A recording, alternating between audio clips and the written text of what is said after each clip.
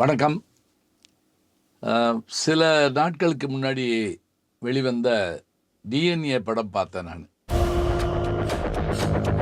எனக்கு ஒரு ஆச்சரியம் என்ன அப்படின்னா, நான் ரொம்ப சமீபத்தில் பார்த்த நல்ல படங்கள்ல இந்த படம் ரொம்ப முக்கியமான ஒன்று. அப்படி என்ன நல்ல படம் அப்படின்னா, இதை குடும்பத்தோடு பார்க்கலாம் தாராளமாக. அடுத்தது என்ன அப்படின்னா, இப்போ இந்த க்ரைம், த்ரில்லர் இதெல்லாம் பார்க்கணும்னு நினைக்கிறவங்க பார்க்கலாம். முக்கியமான விஷயம் என்ன அப்படின்னா, இவ்வளவு விறுவிறுப்பான படத்தை நான் சமீபத்தில் பார்க்கல. இதெல்லாம் செய்யலன்னா செத்துருவாடா. நல்லா ஞாபகம் வச்சுக்கோங்க, இந்த படத்தை தயாரித்தவங்களோ அல்லது நடித்தவங்களோ எனக்கு வேண்டியவங்க கிடையாது. ஆனால் என்ன எதுக்கு சொல்கிறேன் அப்படின்னா, நேற்று நான் படம் பார்த்ததுலேருந்து இது வரைக்கும் ஒரு 10 பேர்த்தையாவது பேசியிருப்பேன் இதை பற்றிய செய்தியை சேகரிக்கிறதுக்காக. எதுக்கு அப்படின்னு கேட்டால், ஒரு நல்ல படம் ஓடாமல் போயிடக்கூடாது. எல்லா படமும் ஓடணும், அது வேறு விஷயம். ஆனால் நல்லா எடுத்திருக்கக்கூடிய இந்த படம் நியாயப்படி நேரம் வெற்றி மேல் வெற்றி குவிச்சிருக்கணும். ஓடிக்கிட்டு தான் இருக்குது. ஆனால் நானே 2 தேட்டருக்கு போய் தான் மாறி பார்க்க வேண்டியிருந்துச்சு. இங்கே இல்லைங்க, அங்கே இல்லைங்க, எங்கேன்னு என்ன கொஞ்சம் இது பண்ணிட்டாங்க. போய் தான் பார்த்துட்டு வந்துட்டேன், விடலை. பார்க்காம வரக்கூடாது அப்படின்னு பார்த்துட்டு வந்துட்டேன். இந்த முன்னுரையெல்லாம் நீங்கள் விட்டுருங்க. இது ஏன் நல்ல படம்னு நான் சொல்கிறேன்.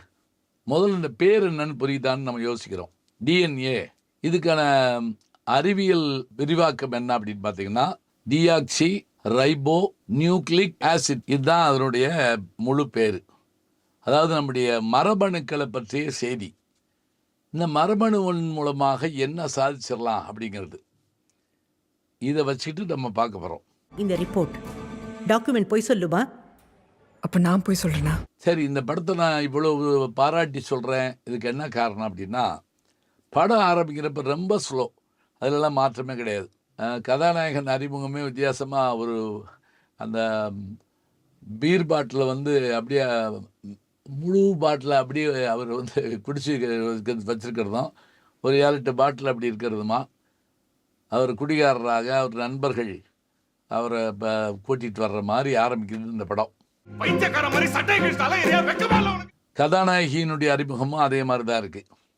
கதாநாயகி அறிமுகமே அவங்க கொஞ்சம் அதுலேயுமே சொல்லப்படுற அந்த செய்திகள் பார்த்திங்கன்னா, மனச்சிதைவு நோய் எப்படி நம்ம சொல்லும் பார்த்தீங்களா, அது மாதிரி அதுக்கான டெக்னிக்கல் டேர்ம்லாம் சொல்கிறாங்க.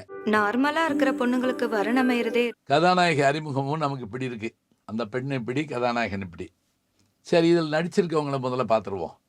அதாவது ரொம்ப நாளைக்கு பிறகு முரளியினுடைய மகனாகிய அதர்வாவுக்கு கிடைச்சிருக்கக்கூடிய ஒரு அருமையான படம் அவர் அருமையாக செஞ்சுருக்கிறார். அடுத்ததாக கதாநாயகனுடைய பேர் நிமிஷா ஷஜயன். இதோட இதில் முக்கியமான பாத்திரங்கள் அப்படின்னு பார்த்தா, கதாநாயகனுடைய அப்பாவாக சேத்தன், அந்த குடும்பம். கதாநாயகி அம்மாவாக பழைய விஜி, அதாவது சரிதாவோட தங்கச்சி விஜி அவங்க. இப்போ இவங்க முக்கியமான பாத்திரங்கள். இவங்க நண்பர்கள்னு பார்த்தீங்கன்னா, ரமேஷ் திலக் நமக்கு நினைவில் நிற்கிறாரு. பாக்கி கொஞ்சம் நண்பர்கள் கூட வர்றாங்க.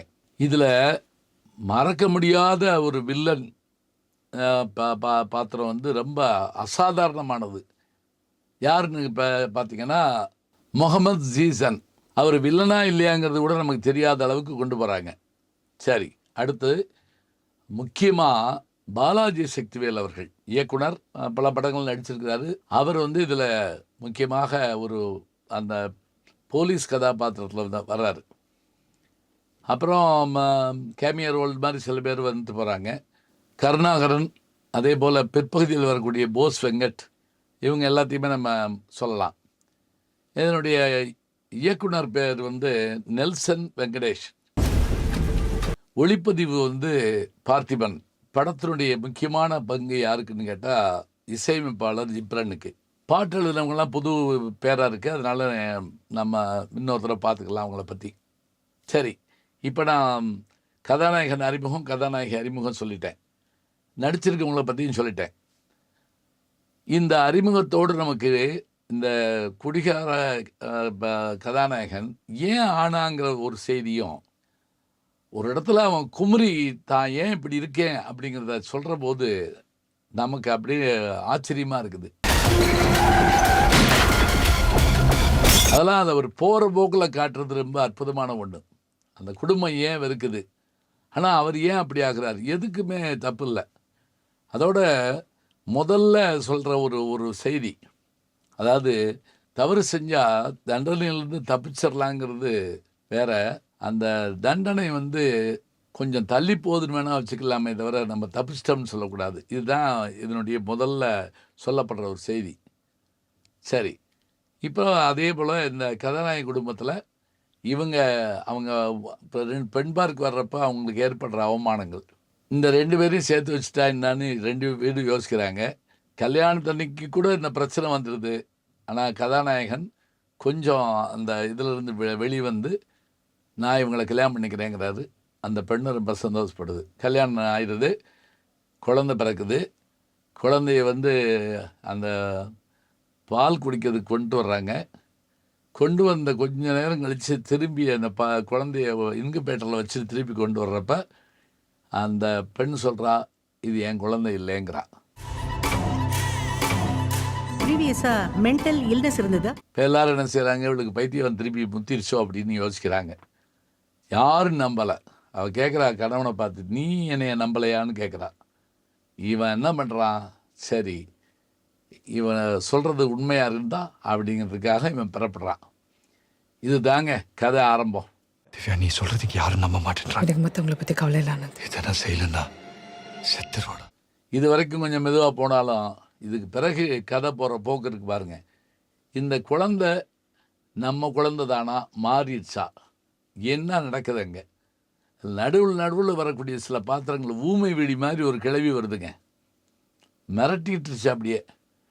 அதே போல் குழந்தை கடத்தப்படுகிறதா, கடத்தப்பட்டா எப்படி அதுக்கான இதுகள், பாலாஜி சக்திவேல் எப்போவும் சேர்றாரு, கதாநாயகனும் அவரும் எப்படி அதை ட்ரேஸ் பண்ணி போகிறாங்க.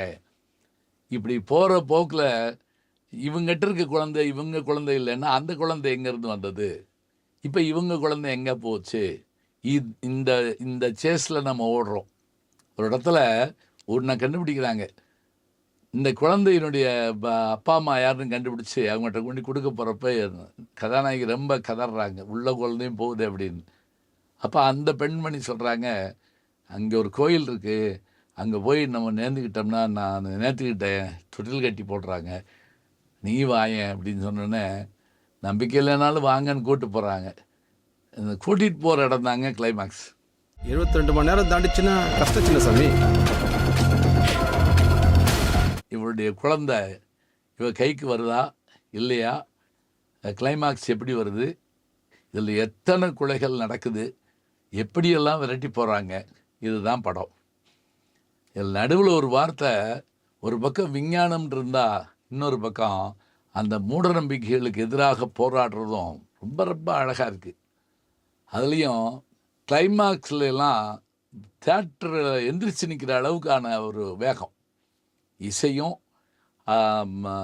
அந்த கதாநாயகனுடைய நடிப்பும், கதாநாயகனுடைய அந்த தாய் அன்பும், அந்த குழந்தையினுடைய சின்ன செயல்களும், அடையாப்பா அவ்வளவு அருமையாக இருக்குது. இத்தனையும் கொண்டு கடைசியில் அந்த படம் ஜெயிக்கிறதா இல்லையாங்கிறத நீங்கள் போய் பாருங்கள். ஏன்னா இந்த மர்ம படங்களுக்கெல்லாம் நம்ம தீர்வையோ அல்லது முடிவையோ சொல்லிட்டா படம் பார்க்குறவங்களுக்கு அதனுடைய சுவாரஸ்யம் கெட்டு போயிடும். இப்போ இந்த படத்தில் இந்த பேரே புரியலையாங்க, டிஎன்ஏங்கிறது அப்படின்னா நீங்கள் சுருக்கமாக இப்படி கூட வச்சுக்கோங்க. கதாநாயகன் பேர் ஆனந்த், கதாநாயகி பேர் திவ்யான்னு வச்சுக்கோங்க. அப்போ டிஎன்ஏ திவ்யா அண்ட் ஆனந்த் அப்படி கூட வச்சுக்கலாம். இது அவங்க யோசிச்சாங்களே நம்ம தெரில. தினமலர் பத்திரிகையில் வந்திருந்தது நான் பார்த்தேன். எப்படி இருந்தாலும் இந்த படம் எனக்கு பிடிச்சிருக்குங்க.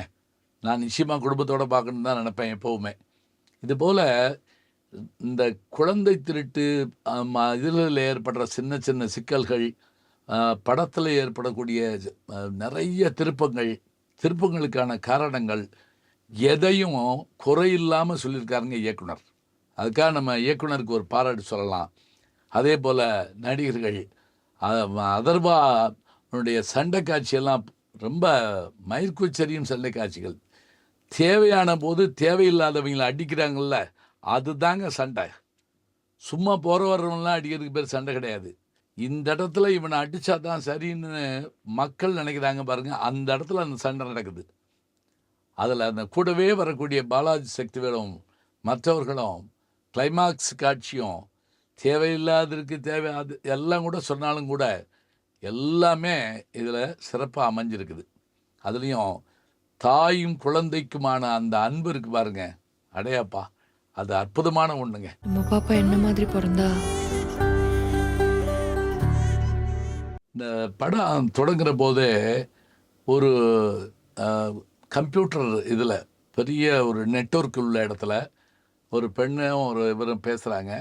அப்போ சார் இதை பூரா சுருக்கமாக பண்ணுறதுக்கு ஒரு வழி இருக்கா அப்படின்னு கேட்டோடனே, இருக்கே, சொல்லுங்கள் சார், நீ வேலையை விட்டு போகிறது தான் அப்படின்னு ஆரம்பிக்குங்க. இப்போ நமக்கு வில்லன் யாருன்னு தெரியாது, அவர் வில்லனான்னு தெரியாது. முதல் காட்சியை தப்ப விட்டுற வேண்டாம். அதில் ஆரம்பிக்கிறது எதுக்காகன்னா, பின்னாடி வரக்கூடிய பல காட்சிகளுக்கு அதுதான் அடித்தளம். அதனால் நமக்கு அந்த முதல் காட்சியில் காட்டப்படுற செய்தி ரொம்ப முக்கியமாக இருக்குது. அது பின்னாடி பின்னாடி பின்னாடி கொண்டு வரப்ப நல்லா அதை விவரித்து சொல்கிறது அழகாக இருக்குது.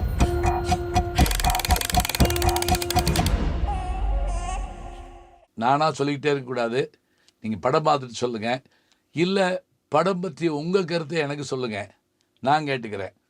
மறக்காமல் பாருங்கள், குடும்பத்தோடு பாருங்கள். டிஎன்ஏ ஒரு அற்புதமான அறிவியல் மற்றும் ஒரு விறுவிறுப்பான திகில் படம். கட்டாயம் பாருங்கள். நல்ல செய்திகளை நாளும் சிந்திப்போம், நாளை சந்திப்போம். வணக்கம். ஜி ஞானசம்பந்தன் யூடியூப் சேனல் பாருங்கள். உங்களை தேடியே உங்கள் வீட்டுக்கு வருது. கேட்காம ஒரு விஷயம் உங்களை தேடி வருது பாருங்கள், அதை பிடிச்சி வச்சுக்கோங்க. நம்முடைய யூடியூப் சேனலை சேர்ந்து Instagram, Facebook, Twitter, blog, WhatsApp channel என்று அத்தனையிலும் நான் முன்தொடர்ந்து செல்கிறேன். நீங்கள் பின்தொடர்ந்து வாருங்கள்.